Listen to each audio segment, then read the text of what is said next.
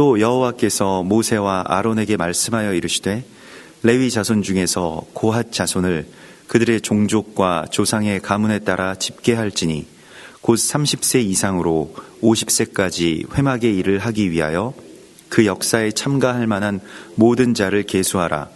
고핫 자손이 회막 안의 지성물에 대하여 할 일은 이러하니라. 진영이 전진할 때에 아론과 그의 아들들이 들어가서 칸 막는 휘장을 걷어 증거 궤를 덮고 그 위를 해달의 가죽으로 덮고 그 위에 순청색 보자기를 덮은 후에 그 채를 꿰고 진설병의 상에 청색 보자기를 펴고 대접들과 숟가락들과 주발들과 붓는 잔들을 그 위에 두고 또 항상 진설하는 떡을 그 위에 두고 홍색 보자기를 그 위에 펴고 그것을 해달의 가죽 덮개로 덮은 후에 그 채를 꿰고 청색 보자기를 취하여 등잔대와 등잔들과 불집게들과 불똥 그릇들과 그 쓰는 바 모든 기름 그릇을 덮고 등잔대와 그 모든 기구를 해달의 가죽 덮개 안에 넣어 매는 틀 위에 두고 금 제단 위에 청색 보자기를 펴고 해달의 가죽 덮개로 덮고 그 채를 꿰고 성소에서 봉사하는 데에 쓰는 모든 기구를 취하여 청색 보자기에 싸서 해달의 가죽 덮개로 덮어 매는 틀 위에 두고 제단의 재를 버리고 그 제단 위에 자색 보자기를 펴고 봉사하는 데에 쓰는 모든 기구 곧 불 옮기는 그릇들과 고기 갈고리들과 부삽들과 대야들과 제단의 모든 기구를 두고 해달의 가죽 덮개를 그 위에 덮고 그 채를 꿰을 것이며 진영을 떠날 때에 아론과 그의 아들들이 성소와 성소의 모든 기구 덮는 일을 마치거든 고핫 자손들이 와서 맬 것이니라. 그러나 성물은 만지지 말라. 그들이 죽으리라. 회막 물건 중에서 이것들은 고핫 자손이 맬 것이며 제사장 아론의 아들 엘르아살이 맡은 것은 등류와 태우는 향과 항상 드리는 소제물과 관유이며 또 장막 전체와 그 중에 있는 모든 것과 성소와 그 모든 기구니라. 여호와께서 또 모세와 아론에게 말씀하여 이르시되 너희는 고핫 족속의 지파를 레위인 중에서 끊어지게 하지 말지니 그들이 지성물에 접근할 때에 그들의 생명을 보존하고 죽지 않게 하기 위하여 이같이 하라. 아론과 그의 아들들이 들어가서 각 사람에게 그가 할 일과 그가 맬 것을 지휘하게 할지니라. 그들은 잠시라도 들어가서 성소를 보지 말라. 그들이 죽으리라. 아멘.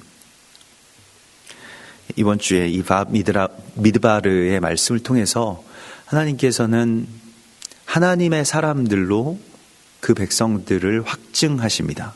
그렇게 불러내시고 그렇게 꼭 찾아오시고 또 그렇게 권고하셔서 세우시는 그러한 이야기입니다.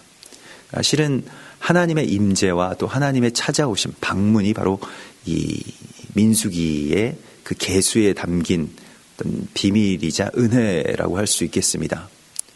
그 오순절도 우리가 하나님 기다리는 자들, 또 하나님 앞에 앉은 자들, 하나님의 나라와 그 시간을 기대하면서 기도하는 사람들에게 하나님께서 찾아오신 이야기이죠. 우리도 그것을 소망하면서 주 앞에 앉는 것입니다. 그리고 이제 주님의 소유가 되는, 또 주님의 소유가 되었을 때 주께서는 그냥 단순한 어떤 개인적인 은혜의 체험이나 또 어떤 영적인 황홀경 안에 머물기를 원치 않으시고요. 각 족속의 언어들을 말하게 하심으로써 그 방언이 각 족속의 언어들, 각 나라들, 이방 나라들의 언어들로 그렇게 임하셨죠. 그래서 각 이방 나라들의 언어들을 말하게 하심으로써 그 나라를 향하신 하나님의 마음을 알게 하셨습니다. 느끼게 하셨습니다. 우리가 뭐 필리핀어 방언을 받는다, 또 태국어 방언을 받는다라고 하면 그 나라가 이전과는 다르게 생각될 것입니다. 마찬가지로 이스라엘 백성들에게 자기들이 한 번도 가본 적도 없고 배워본 적도 없는 나라의 말들을 하게 하고 그 나라에서 온 순례객들이 그 나라에서 온 그러한 디아스포라들이 그 모습을 보고 당신들이 어떻게 우리의 말을 아느냐라고 그렇게 이야기가 되기 시작했고요. 그래서 초대교회가 또 사도 바울이 열방으로 나아갈 수 있는 어떤 그러한 그 발원점이 되는 그 오순절 사건의 그 위대한 역사는 결국 하나님께서 이 오순절을 기다리면서 유대인들이 시편 67편을 계속해서 이렇게 매일마다 낭독을 회당에서 하게 되는데요. 그 시편 67편은 하나님이여 모든 나라들이 주를 찬송하게 하소서, 땅 끝의 민족들이 주를 경배하게 하소서라고 하는 이 열방 시편입니다. 열방을 위한 그러한 그 중보의 시편입니다.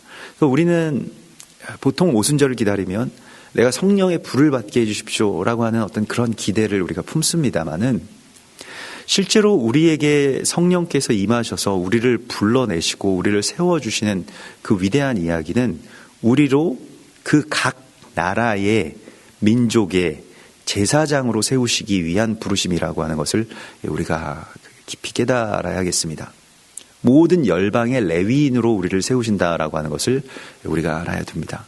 성령의 찾아오심과 성령의 계수하심의 이야기입니다. 그래서 매일같이 시편 67편을 읽으면서 오순절이 가까울 때에 하나님의 나라를 소망하면서 실제로 이 땅의 어떤 민족들로 주를 찬송하게 하소서, 주의 얼굴빛을 비추소서. 이 얼굴빛을 비추신다라고 하는 것은 아론의 축복 기도문, 제사장의 축복 기도와 꼭 같은 것인데요. 그 얼굴빛이 우리에게뿐만이 아니라 저 열방 가운데도 비춰지게 하소서라고 하는 이 열방의 선교 시편인데요. 이것을 계속해서 이스라엘 백성들이 낭독하고 또 외우고 그렇게 오순절을 기대하면서 나아가죠. 그래서 실제로 오순절이 되면 유대인들은 룻기를 낭독합니다. 보통 우리는 이제 오순절은 구약에 있어서 가장 중요한 사건인 시내산 언약이 일어난 사건이기 때문에 10계명을 외우지 않을까 이런 생각을 하는데 또 그 정통적인 그 유대인들 그 랍비들의 가르침을 보면 10계명을 오순절에 읽는 것을 금지시킵니다. 왜 금지시키는가 했더니 굉장히 역설적인데요. 물론 오순절에 하나님께서 10계명을 주셨지만 10계명만 주신 것은 아니다라고 하는 것입니다. 그러니까 10계명에 완전히 치우치게 되면 다른 말씀들을 읽지 못하게 되는데 사실은 오순절의 본질이 10계명을 받은 날이지만 그 10계명이라고 하는 것이 우리에게만 적용되는 말씀이 아니라 열방의 백성들이 하나님을 알게 되고 하나님 외에는 다른 신들이 없는 줄 알게 되는 그 이야기로 나아가게 되는 것. 그래서 어떻게 됐습니까? 룻기의 이야기를 보면 룻이 그 이방 여인, 모압 여인이 룻이 이스라엘 땅을 회복하기 위해서 들어오지 않습니까? 그래서 이 나오미를 따라서 소망을 품고 나달이라도 주우면서 그곳에 그 연약한 그 룻과 나오미가 다시 돌아와서 이 두 여인이 돌아왔다라고 하는 것은 오순절에 진설되는 그 누룩을 넣은 빵 둘을 말합니다. 누룩이라고 하는 것은 부정적인 요소로도 많이 쓰입니다만은 그러나 오순절에 그 진설되는 그 누룩이라고 하는 것은 또한 성령의 부흥을 뜻하는 것이죠. 그들이 왜 거기에 돌아왔겠습니까? 특히 룻이라고 하는 여인은 이제 남편도 없고 아무런 연고도 없기 때문에 나오미가 돌아가라고 할 정도로 그러한 그 처지인데 그래야 자기의 목숨도 부지할 수 있을 텐데 가나안 땅으로 다시 돌아와서 다시 이전에 그 민족의 땅을 그 남편의 땅을 다시 되찾기 위해서 분투하는 그 이야기, 그게 바로 부흥입니다. 나와 상관없었던, 나와는 멀리 떨어져 있었던 그 민족과 그 나라들의 땅을 품게 되는 이야기. 우리 선교사님들이 세계 각지의 그 오지, 그 전혀 상관이 없었던 그 오지 마을로 들어가서 그 땅을 사모하고 그 땅의 백성들을 사랑하는 그 이야기, 그것이 바로 부흥의 이야기인 것입니다. 우리는 그것의 수혜자고 또한 우리는 그것을 다시 이 온 열방 가운데 전해야 되는 그러한 증인들로서 하나님이 부르신 것입니다. 이것이 바로 민수기의 계수입니다. 하나님이 우리를 그렇게 부르셨는데요. 오늘 특별히 이 레위인들을 구별해서 부르시는 것 가운데 고핫 자손들의 이야기가 나옵니다. 고핫 자손은 우리가 뒤에 이제 민수기 16장에 나오게 되는 이 고라당의 반역 사건의 이 주역들이죠. 고라가 이 고핫의 손자입니다. 그래서 굉장히 어떻게 보면 중요한 어떤 사명을 맡은 자들인데 그들의 이야기가 오늘 여기에서 먼저 우리 가운데 보여집니다. 그래서 레위 자손 중에서 고핫 자손을 그들의 종족의 가문에 따라 집계하라 이렇게 말씀을 하시는데요. 그 고핫 자손들, 특별히 이 고핫 자손들에게 있어서 그들이 가장 지성소의 이 성물, 지성물을 그렇게 맡게 됩니다. 레위인들 가운데서도 그 지성물들을 맡게 되는데 휘장을 걷어 증거궤를 덮고 그 위를 해달의 가죽으로 덮고 그 위에 순청색 보자기를 덮은 후에 그 채를 꿰고 그 넷이서 이걸 들게 되어 있는데요. 근데 뭐 우리가 생각할 때 이 휘장을 걷고 그 증거궤를 이렇게 싸서 이렇게 간다라고 하는 것이 뭐 그렇게 크게 어려운 일은 아니지 않았을까? 4명이서 충분히 들 수 있지 않았을까? 이런 생각을 하는데 실제로 이제 뭐 우리나라에도 그런 그 성막을 체험할 수 있는 그런 그 성막 체험관들이 있고 거기에 성막만을 연구하시는 그런 그 사역자들, 목회자들이 계시죠. 또 그분들의 말씀을 들어보면 이 성막이라고 하는 것이 우리가 생각하는 정도로 그렇게 하늘하늘거리는 그러한 재질의 천이 아니라는 거예요. 그것을 실제로 그 고증대로 그걸 다 완벽하게 성막의 그 휘장을 만들면 그 두께가 20mm가 넘는다는 겁니다. 20mm였는지 20cm였는지 제가 정확히 기억이 나질 않는데 아무튼 굉장히 두꺼운, 그러니까 뭐 이 성막의 이 무게, 이 성막 안에 있는 그 휘장의 무게만 해도 어마어마한 무게라는 거예요. 사람이 넷이서 아주 간신히 끙끙거리면서 들 수 있을까 말까 한 뭐 그러한 무게라는 겁니다. 그걸 접어서 그걸로 또 언약궤를 싸고 그렇게 이제 나아가게 되면 정말로 아주 짓누르는 무게가 어떻게 보면 고통스러웠으리라는 것이죠. 그리고 항상 성막은 먼저 출발하고 또 먼저 도착해서 그 성막을 완성해야 됐기 때문에 이스라엘 백성들보다 뭐 이게 2000규빗이 떨어져 있다라고 하지만 이 2000규빗이라고 하는 것은 그냥 그 걸음으로 30분 정도도 걸리지 않는 그러한 거리가 되겠습니다. 30분 안에 먼저 가서 이 성막을 다시 또 만들고 거기에 휘장을 걸고 하는 그런 모든 일들을 해야 되는데 이제 이스라엘 백성들이 뭐 이동을 많이 하지 않을 때에는 괜찮겠습니다만은 나중에는 굉장히 많은 이동들을 하게 되는데 광야에서 이걸 짊어지고 그리고 이것은 반드시 어깨에만 지게 되어 있기 때문에 이건 그 수레에다가 넣어서 수레에다가 실어서 옮길 수가 없죠. 오늘 이 말씀 속에서도. 그래서 그 채를 꿰고 그것을 메고 나아가는 자들을 바로 고핫 자손이라고 그렇게 불렀습니다. 고핫 자손들을 지명하셨습니다. 뭐 굉장한 부르심이라고 할 수 있겠지만 또 어떤 한편으로는 굉장한 고역이었음은 분명한 사실일 것입니다. 왜냐하면 뭐 다른 것들은 특별히 이 지성물들이 아니면 다른 것들은 수레에다가 할 수 있고 지금 나중에 민수기에 그 이스라엘 백성들의 그 봉헌물들을 각 지파들이 드리는 그 봉헌물들을 보면 수레가 이 수레가 6개가 드려지게 되거든요. 이 성소를 위해서만 그런 수레를 쓰게 되는데 그래서 고핫 자손들이 굉장히 중요한 일을 맡고 굉장히 거룩한 것을 맡았지만 실제로는 그것을 자신들의 몸으로서 마치 십자가와 같은 그 채를 그렇게 짊어져야만 했습니다. 우리가 이렇게 보면 이 레위 자손의 고핫 가문이다 이렇게 나오잖아요. 근데 레위라고 하는 이름의 뜻이 동맹하다라고 하는 그런 뜻이 있습니다. 연합하다라고 하는 뜻이죠. 레위가.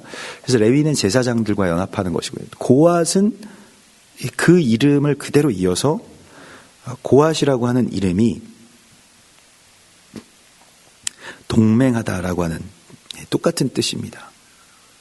그러니까 레위 자손의 고핫이다라고 하면 누군가와 함께 연합을 하는 그러한 관계로서 말씀을 하시는데요.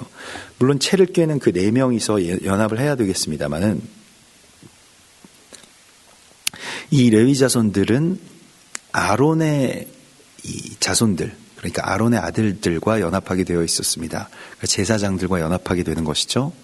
이 둘이 이게 잘 연합이 되는 것에 대해서 계속 성경이 오늘 말씀을 하시고 있습니다.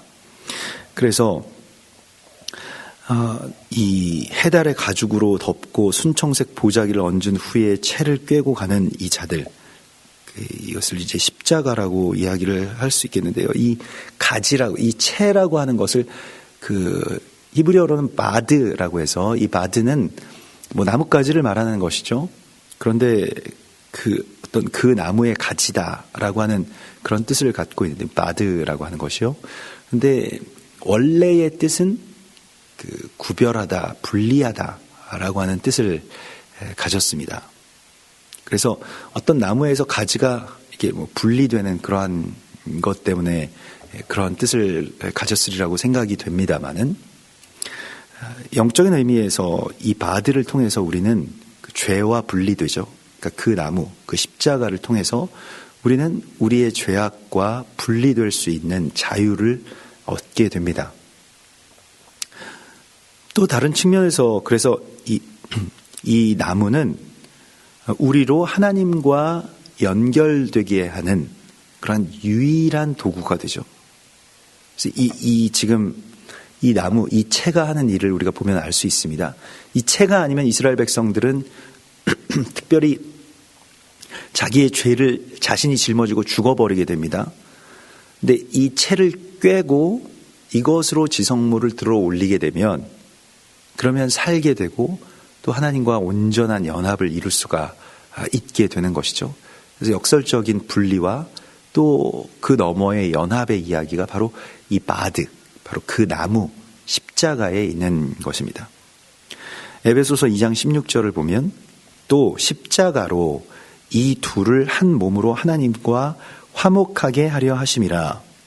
원수된 것을 십자가로 소멸하시고 또 오셔서 먼 데 있는 너희에게 평안을 전하시고 가까운 데 있는 자들에게 평안을 전하셨도다. 이게 바로 십자가로 하나가 되게 하시고 평안을 전하시는 십자가의 이야기입니다. 이 사무엘하 6장에 보면 이 기럇 여아림에서부터 오랫동안 그것에 방치되어 있었던 이 여호와의 법궤를 옮기기 위해서 다윗이 사람들을 보내죠. 다윗의 신하들을 보냅니다. 레위인도 아니었습니다. 다윗의 그냥 신복이죠. 아주 충성된 장수였을 것입니다. 그리고 우사라고 하는 이 장수가 나아가서 이것을 옮기는 수송 작전을 펼치게 되는데 정말 이제 군인처럼 가장 효율적인 것을 찾습니다. 그래서 수레를 가져다가 그 소의 수레에 이것을 태워서 가게 되죠. 근데 소가 날뛰기 시작하고 그래서 그 언약궤가 깨질까봐 부서질까봐 우사가 급한 마음에 손으로 그것을 잡습니다. 뭐 반사적인 일이었을 것이고 또 어쩌면 목숨을 건 그러한 순교였으리라고도 저는 생각이 됩니다. 거기서 뭐 궤를 정확하게 그 채를 잡아가지고 이것을 깨지지 않게 할 수는 없었을 테니까요. 이 미끄러져가는 이 언약궤를 잡은 그 우사는 그 자리에서 이제 숨을 거두게 되는데요. 그래서 하나님께서 그곳을 하나님께서 심히 진노하셔서 그를 그곳에서 치시니 거기 하나님의 궤 곁에서 죽었다라고 이렇게 나오게 되는데 이 우사의 이야기를 통해서 하나님께서는 이 채라고 하는 것이 얼마나 아주 결정적인 것인지를 우리 가운데 말씀하십니다. 또한 십자가 없이 우리가 하나님의 가장 거룩함 가운데 정말로 한순간이라도 나갈 수 없음을 주님이 말씀하십니다. 아마 우리는 다 죽게 되었거나 아니면 이미 다 진멸해 버렸어야 되는 존재들이라고 하는 것을 우리가 알아야 됩니다. 여기에 이 채의 어떤 아주 가장 중요한 비밀이 있는 것이죠. 그리고 진설병의 상에 청색 보자기를 펴고 항상 진설하는 떡을 그 위에 두고 그것을 또한 덮어서 채를 깨고 나아가라. 그러니까 진설병 상은 그 이동 가운데서도 계속 진설이 되는 것입니다. 이게 그 파님 슐로한이라고 해서 그 얼굴을 하나님께로 향하는 상이라는 뜻입니다. 그 진설한다라고 하는 이 파님 레헴이라고 하는 것이 바로 나의 얼굴을 하나님께로 향한다라고 하는 그런 뜻입니다. 이게 우리가 사람이 이 바미드바르에서 이 광야에서 예수와께서 고백한 것과 같이 사람이 떡으로만 사는 것이 아니요 오직 하나님의 말씀으로 삽니다라고 하는 것을 고백하는 표가 바로 이 진설하는 것입니다. 그러니까 이 떡을 내가 뭐 떡을 보면 항상 우리가 본능적으로 내가 먹는 걸 생각하는데 그걸 하나님께로 나를 드리는 내 얼굴을 향하는 그러한 도구로 하나님께 드렸다는 것입니다. 이게 금식입니다. 금식이라고 하는 것은 단순히 내가 굶는다는 뜻이 아니라 나의 식탁이 하나님을 향해 있습니다 라고 하는 것을 고백하는 것이죠.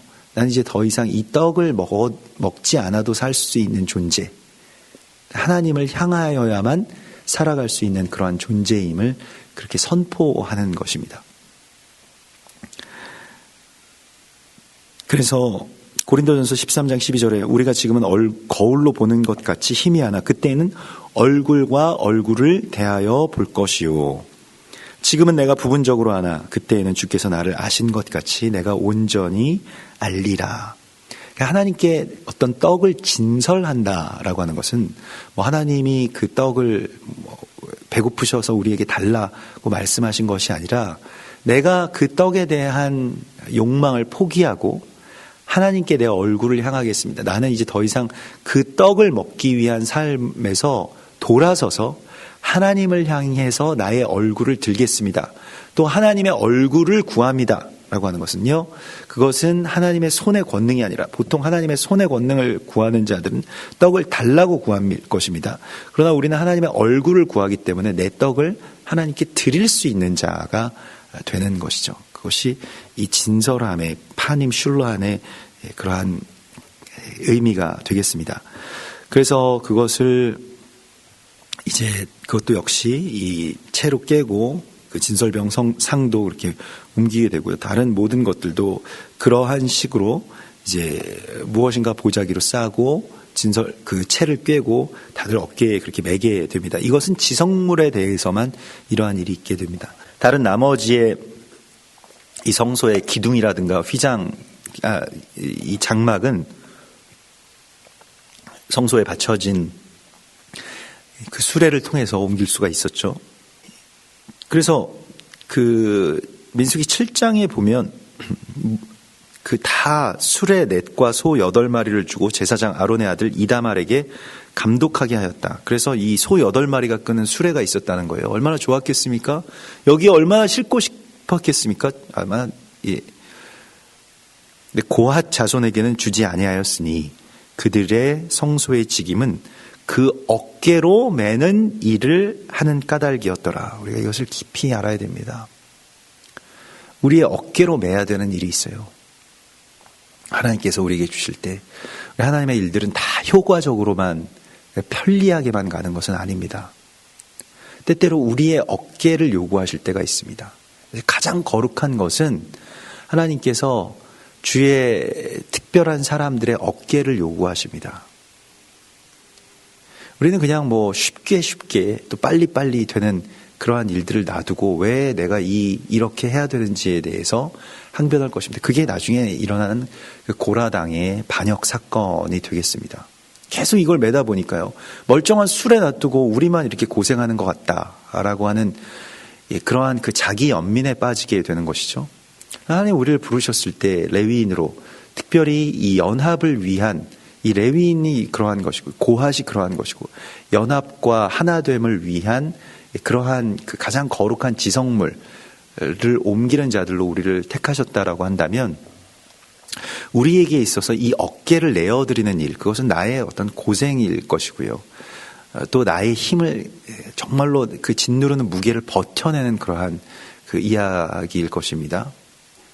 제가 뭐 얼마 전에 우리 이 성도 형제님 이 아버님 장례식에서 이제 뭐 나중에 그 장례식장에서 이 운구를 맡게 되었는데요. 뭐 운구할 사람이 많지 않다고 해서 같이 이제 운구를 그 아침에 가서 하게 되었는데, 예전에 운구를 해보았을 때 어떤 기억이 있었는데요. 제가 맨 앞에 맨 앞에 오른쪽에 이렇게 서게 되었는데, 얼마나 무겁든지요. 제가 기억하는 어떤 그런 무게가 아니고 점점 거기서 이 납고라는 장소로 가는데, 이거 자칫하면 놓치면 어떡하나라고 하는, 그게 너무 불안하더라고요. 그래서 보통은 이제 한 손으로 이렇게 그걸 그렇게 잡고 이렇게 가게 되는데, 손에 이 힘이 점점 풀리고 막 등에서 정말 식은땀이 나기 시작했습니다. 그래서 나중에는 할 수 없어서 이제 두 손으로 이렇게 들고 막 뒤뚱거리면서 이제 운구를 하게 되었는데요. 네, 아주 굉장히 뭐랄까요, 무슨 의미가 있는지는 모르겠습니다만 아무튼 굉장히 이제 무겁게 이렇게 느껴졌습니다. 다른 분들한테 이렇게 여쭤봤더니 그렇게 무겁지는 않았다라고 다들 말씀들을 하시더라고요. 그래서 저만 그런 무게를 거기에 뭔가가 이렇게 눌렸는가 이런 생각도 하게 되었는데요. 정확하게 6명이 그것을 이제 들게 되어 있기 때문에 실제로 아무리 무겁다고 해도 그 정도의 무게가 저에게 가해지지 않았을 텐데, 그러한 경험이 지금 기억이 납니다. 고핫 자손들이 이 수레를 쓰지 못하고 이거 어깨로 메고 그렇게 더운 메마른 광야를 이렇게 행진하는 그런 모습들을 우리가 보게 되면, 하나님께서는 이제 우리에게 이 어깨를 내어주는 그 기쁨을 우리에게 누리라고 말씀을 하시고 있습니다. 이 의미를 알지 못하면 우리에게는 너무나도 큰 그냥 고역이죠. 당장이라도 놓아버리고 싶은 일입니다. 연합한다는 것, 십자가로 말미암아서 하나가 된다는 것, 우리가 하나님의 일을 맡아서 나의 어깨를 내어드려서 하는 그런 모든 일들은 참 어렵습니다. 남들처럼 우리도 그냥 수레 한번 사용해보고 싶은 생각이 많이 듭니다. 그런데 나는 특별한 부르심을 받았음을 우리가 알아야 됩니다. 골로새서 1장 24절에 나는 이제 너희를 위하여 받는 괴로움을 기뻐하고 그리스도의 남은 고난을 그의 몸된 교회를 위하여 내 육체에 채우노라, 이렇게 말씀을 하십니다. 그래서 그 남은 고난을 위해서 하나님께서 우리에게 주신 가장 큰 은총은 우리의 육체를 사용할 수 있게 하시는 것입니다. 내 어깨를 내어드릴 수 있게 해주시는 것이죠. 이 십자가를 지고, 자기 십자가를 지고 주님을 따르는 길이라고 주님은 분명히 우리에게 말씀을 하십니다. 십자가 없이, 또 십자가의 그러한 나의 어깨를 짊어매는 일이 없이 하나님의 일, 특별히 이 연합이라고 하는 가장 최종적인 또 하나님의 역사의 가장 거룩한 일들을 맡을 수 없다는 것을 분명히 우리에게 말씀하시죠. 그래서 이것을 이제 고핫 자손들이 와서 멜지라, 계속해서 말씀하시죠. 매라, 어깨에 짊어지라, 이렇게 말씀을 하시고 있습니다. 그래서 절대로 이것은 다른 어떠한 도구를 사용하는 일이 아니고 또 다른 어떤 조직을 사용하는 일이 아니라 그냥 묵묵하게 그들이 그것을 들어 올리는, 여기서 이제 나사라고 하죠.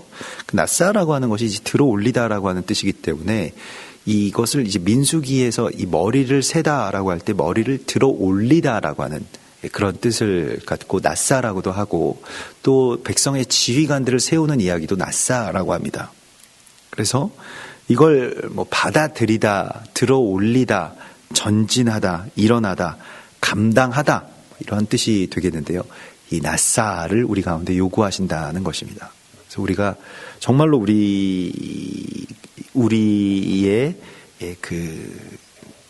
우리에게 짊어주신 나에게 되어주신 그 십자가를 정말로 어깨에 맬 수 있는 그러한 헌신으로, 또한 그러한 고백으로 우리를 부르시고 있는 것을 보게 됩니다. 그리고 이 16절에 보면 등유와 태우는 향과 항상 드리는 소제물과 관유까지 다 이제 가게 되죠. 그래서 이 모든 것들을 이제 다 옮기게 되는데, 그러면서 18절의 말씀에 너희는 고핫 족속의 지파를 레위인 중에서 끊어지게 하지 말지니, 그들이 지성물에 접근할 때 그들의 생명을 보존하고 죽지 않게 하기 위하여 이같이 하라. 아론과 그의 아들들이 들어가서 각 사람에게 그가 할 일과 맬 것을 지휘하게 할지니라.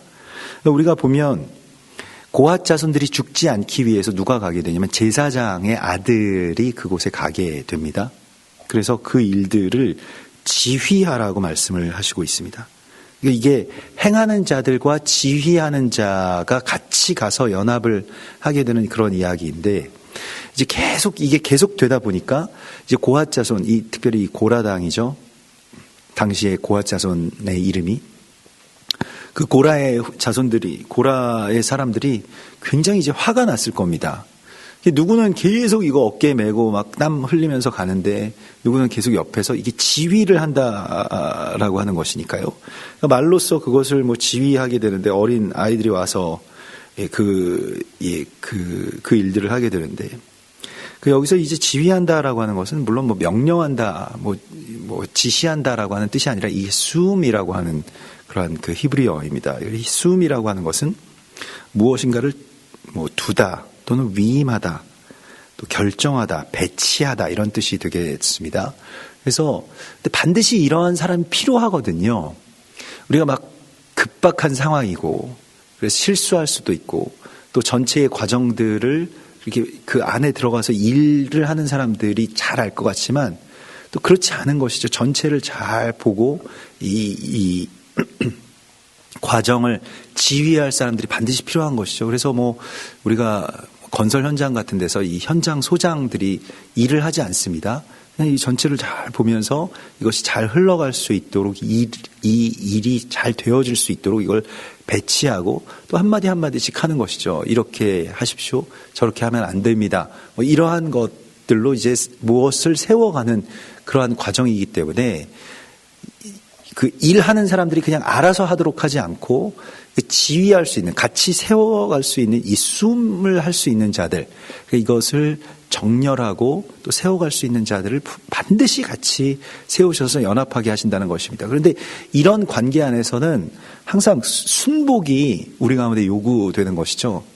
아니, 나는 이렇게 고생하고 있는데 뭐 고생하고 있는 마음도 몰라주나, 이런 식으로 막 이제 다툼이 일어나게 되고 분열이 일어나게 되고, 당신이 뭐 일을 하는 입장을 생각해 보았냐, 뭐 이렇게 되면서 어려움과 갈등들이 이제 뭐 보통의 어떤 우리의 무슨 뭐 건설 현장뿐만이 아니라 교회나 사역의 현장이나 뭐 여러 분야에서 이러한 것들이 있습니다.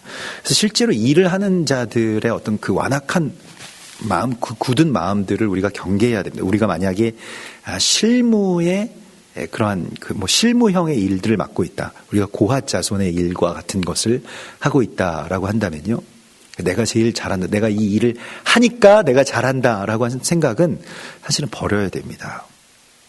그 생각에 들어가기가 굉장히 쉽고, 이게 고라당의 반역 사건의 어떤 그 원인이 되었습니다.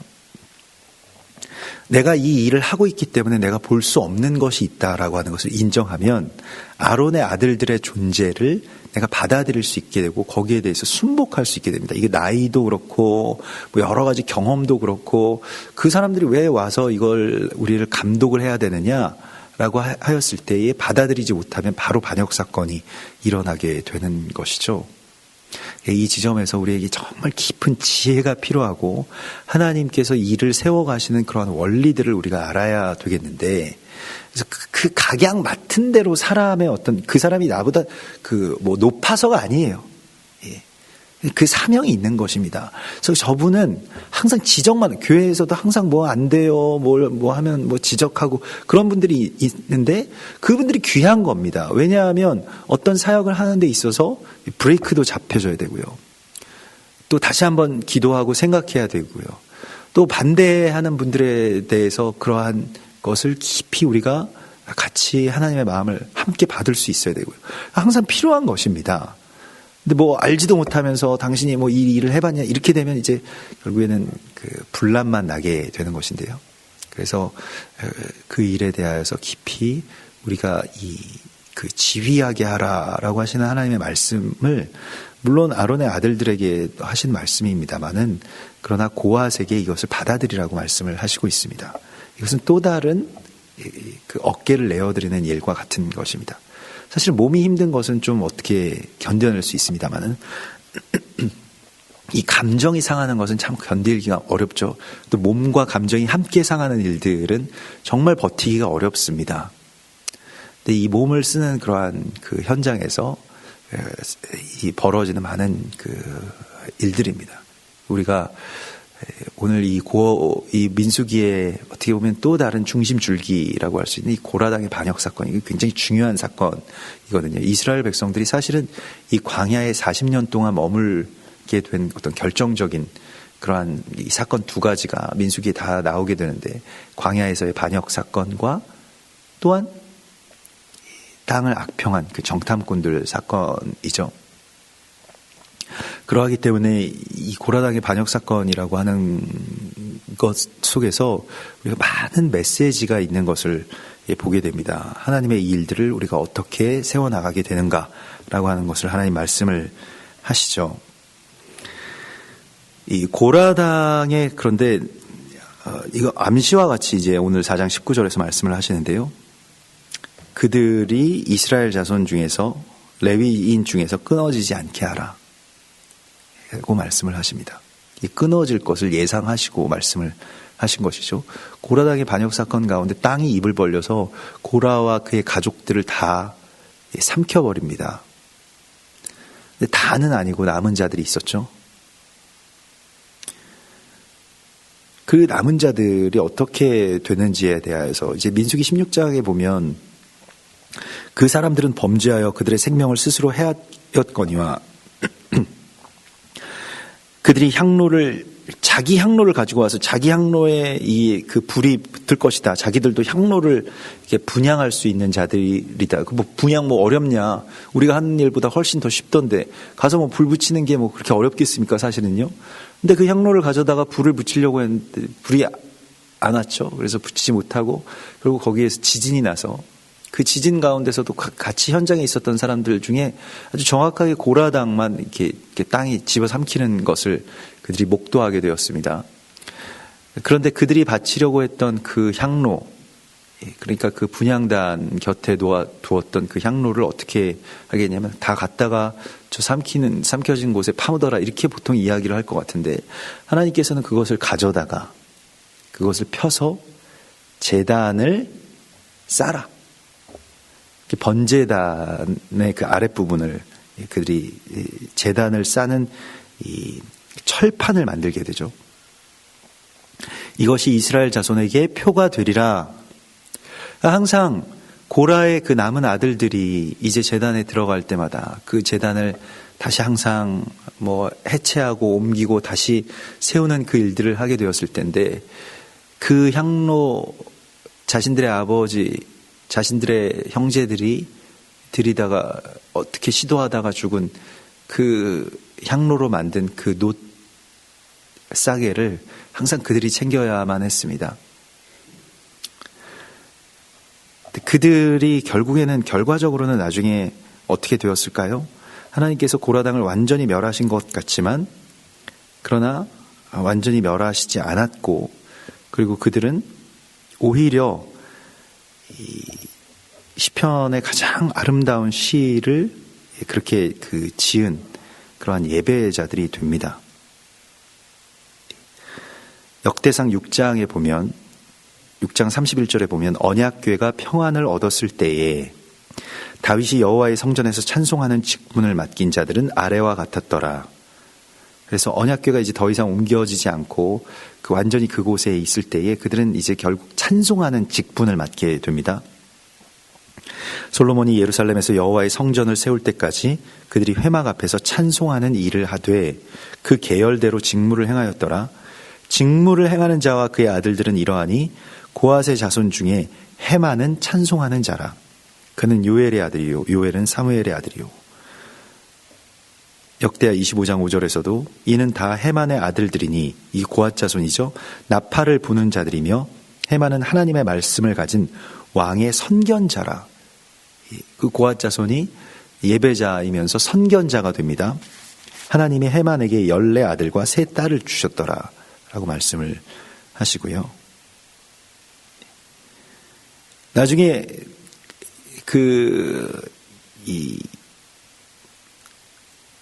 여호사밧의 전쟁, 역대하 20장의 그 아람 군대에 포위당한 여호사밧의 전쟁의 이야기 가운데서 레위인들과 유다인들이 제일 앞에 서서 하나님의 선하심과 인자하심을 찬양하기 시작할 때에 승리가 있었던 그 사건을 우리가 기억할 것입니다. 그때에도 역대하 20장 19절에 보면 18절에 여호사밧이 몸을 굽혀 얼굴을 땅에 대니 온 유다와 예루살렘 주민들도 여호와 앞에 엎드려 여호와께 경배하고 고핫 자손과 고라 자손에게 속한 레위 사람들은 심히 큰 소리로 이스라엘 하나님 여호와를 찬송하니라. 이들이 이런 사람들이 됩니다. 나중에요. 시편의 가장 아름다운 그 성전을 사모하는 그 시편을 짓는 자들이 되죠. 그래서 아삽과 하만, 또 고라 자손이 지은 시라고 하는 시편에 굉장히 다윗의 시편 못지않게 아름다운 시편으로 남아 있습니다. 시편 84편의 고백이죠. 참 고라 자손이 지은 시입니다. 만군의 여호와여, 주의 장막이 어찌 그리 사랑스러운지요.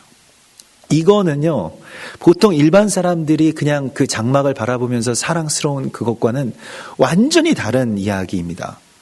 자기 아버지들, 자기 조상들이 거기서 죽었던 그 이야기의 현장 속에서 그 제단을 바라보면서 어찌 그리 아름다운지요 라고 그렇게 말할 때에 그 고라 자손의 그 안에 있는 그 고백은 완전히 다른 고백이 되었습니다. 십자가로 완전히 소멸된 그 상황에서만 나올 수 있는 그러한 고백이죠. 그래서 내 마음과 육체가 살아계시는 하나님께 부르짖나이다, 고백을 하죠. 이 고백까지 가기 위해서, 이 예배까지 가기 위해서 고라당의 자손들은 얼마나 많이 하나님 앞에서 울어야 했을까요? 시편 42편도 44편도 마찬가지로 고라 자손의 시들입니다. 하나님이여, 사슴이 시냇물을 찾기에 갈급함같이 내 영혼이 주를 찾기에 갈급하니이다. 그리고 이 사모하는 마음이 있어야만 내 어깨를 내어드릴 수가 있는 것이죠. 그리고 그것이 너무나도 기쁘게 될 것입니다.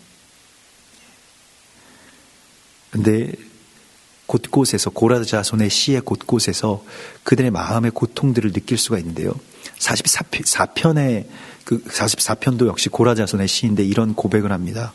하나님이여, 주께서 우리 조상들의 날, 곧 옛날에 행하신 일을 그들이 우리에게 일러주매 우리가 우리 귀로 들었나이다.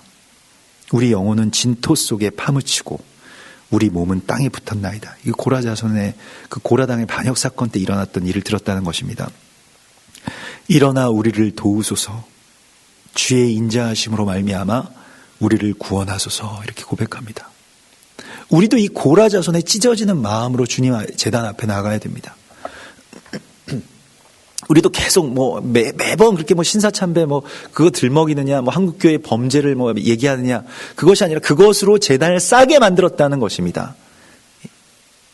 그게 우리의 노시였어요. 우리의 나호세트.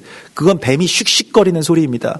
사단의 슉슉거리는 그러한 통로, 낼름거리는 그 혀가 되었었다는 것입니다. 그것으로 말미암아서 우리가 일본의 그 천황을 섬기고, 또한 이 땅의 어떤 물질을 섬기고 영예를 섬기고, 그러한 것을 계속 자식들에게 대물림하려고 했던 것에 대하여서 우리 자식들이 겪어야 되는 그 고통, 그것에 대하여서 우리는 또 다시 그 죄악에 대하여서 주님, 일어나 우리를 도우소서, 주의 인자하심으로 말미암아서 우리를 구원하소서라고 하는 이 절실한 고백 가운데로 다시 주의 제단 앞에 엎드려야 되는 것입니다. 그래야 그 제단의 아름다움을 만날 수 있습니다. 주님, 오늘 우리에게 다시 말씀하십니다. 고라 자손의 반역의 사건 뒤에도 하나님께서는 이 고라 자손을 끊으라고 말씀하시지 않고 살리라고 말씀하시고 있는 것입니다.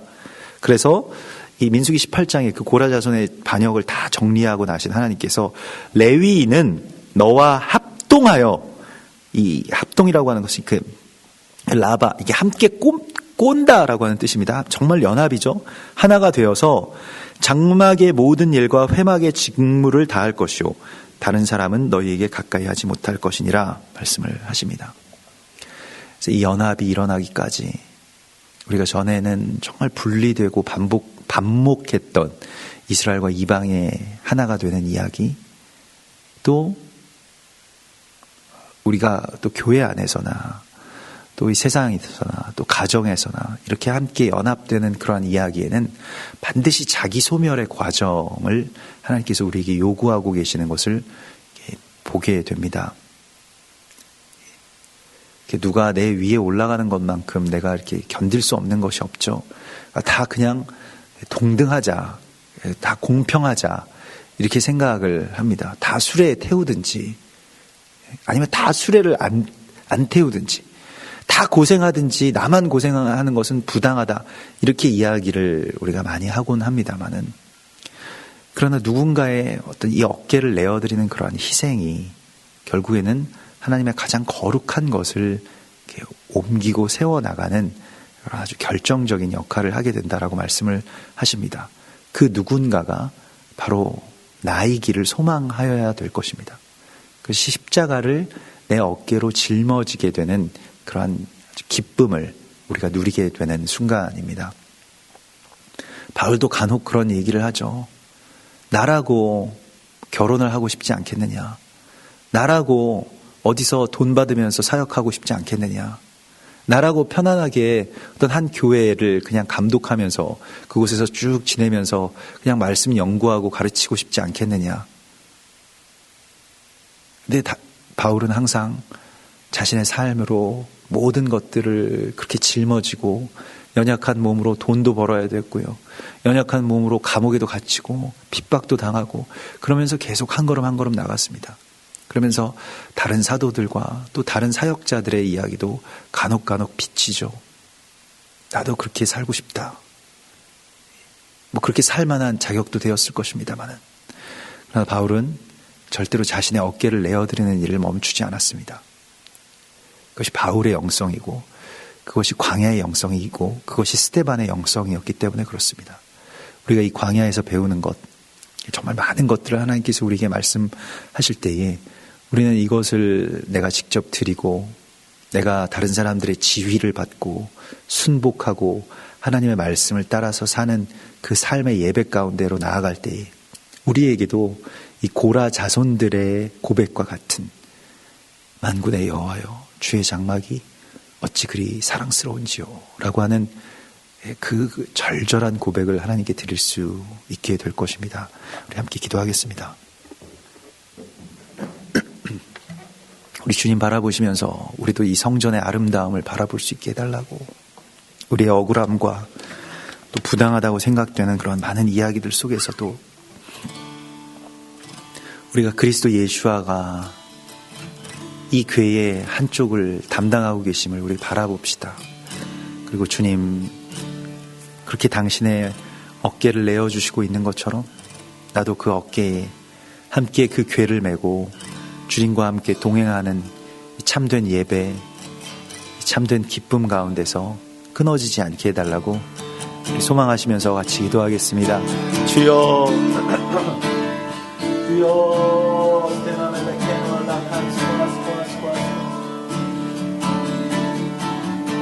주여, 레아스코아, 레아스코아, 레아스코아, 레아스코아, 레아스코아,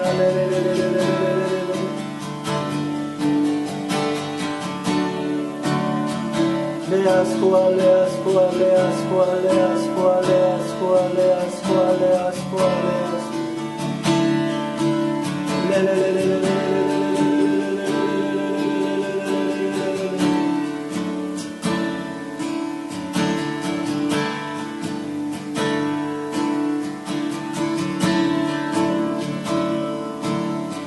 loas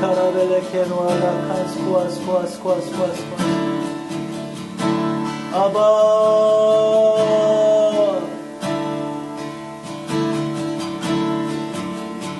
수고하고 무거운 짐진 자들아 내게로 오라. 주여 스테나왈라 카마스코아 스테나왈라 카마스코아 스테나왈라 카마스코아 스코아 스코아 스코아 스코아 스코아 스코아 스코아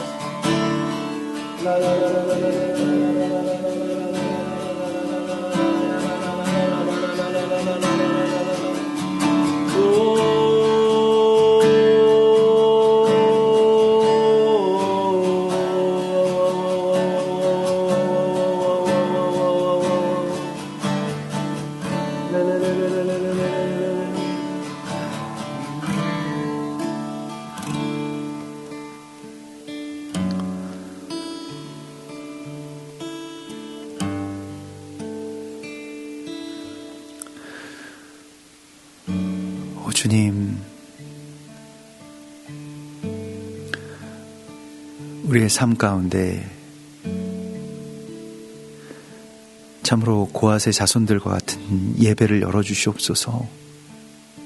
우리가 그 부르심 가운데 기꺼이 기쁨으로 나의 어깨를 내어드리기를 원합니다. 나의 삶의 순복을 주님 앞에 또 주님의 사람들 앞에 드리기를 원합니다. 주님, 우리를 받아주시옵소서.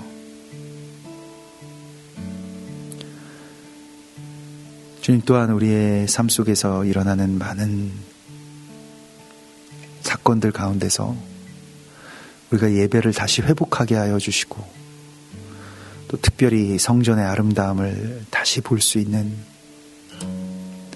우리의 참된 이 고라자손의 시와 같은 고백이 우리 안에서도 나올 수 있게 하여 주시옵소서.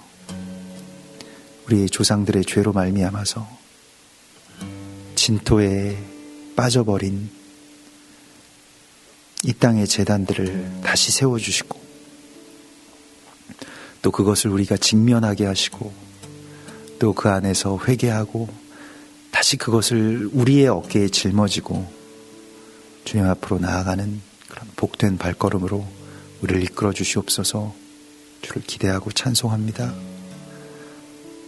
거룩하신 예수와 메시아의 이름으로 감사하며 기도드리옵나이다. 아멘. 하늘에 계신 우리 아버지시여, 이름이 거룩히 여김을 받으시오며 나라의 임하옵시며 뜻이 하늘에서 이룬 것 같이 땅에서도 이루어지이다. 오늘날 우리에게 일용할 양식을 주옵시고, 우리가 우리에게 죄 지은 자를 사하여 준 것 같이 우리 죄를 사하여 주옵시고, 우리를 시험에 들게 하지 마옵시고 다만 악에서 구하옵소서. 나라와 권세와 영광이 아버지께 영원히 있사옵나이다. 아멘.